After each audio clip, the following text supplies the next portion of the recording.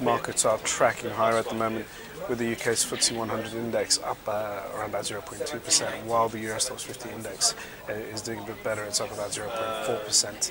In the currency markets, the euro is steady against the dollar at around about 130.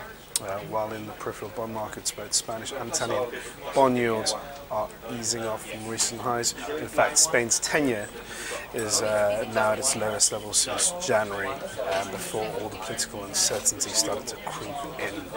Good morning, I'm Ishaq Siddiqi, and welcome to another daily market bite. I'm going to give you a quick idea of what's going on. There's been two primary drivers for why we're tracking higher here in Europe this morning.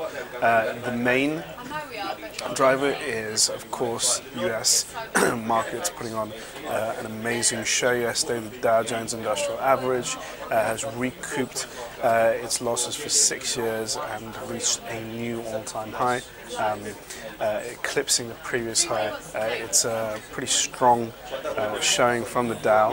It's not like the S&P 500, which is a broader measure of the US economy with 500 Fortune 500 companies as the component. With the Dow, it's more 30 companies, but these 30 leading bellwethers in the US are a good barometer to test how the US market is and how the US economy is faring at the moment. The Dow's rally, some could say, is fueled by the continued support that we're getting from the Federal Reserve, and the fact that they're keeping their foot on the liquidity pedal for some time to come. That's helped Asian markets in overnight trade. It fed into our European session. We had our own data to contend with. We had Eurozone GDP figures for the fourth quarter, which were confirmed in line with expectations. So no change there. But on the periphery front, we've had news from Spain and other countries. Ministers have said that it's on track with its deficit reduction measures, which has been very positive for Spain. It's been reflected in the IBEX rising and in peripheral bond yields easing back. Now at Spain, the IMF has also reassured the market by saying that Spain is on track to meet its goals, suggesting that the country is doing the right thing to fix its finances and is heading in the right direction. So on the whole, quite positive for markets at the moment, coming in from the US and on the periphery support. And we've got a bunch of data points coming ahead, most notably the US ADP report, which is generally seen as a precursor to the non-farm payrolls. We're looking for another strong rise in jobs.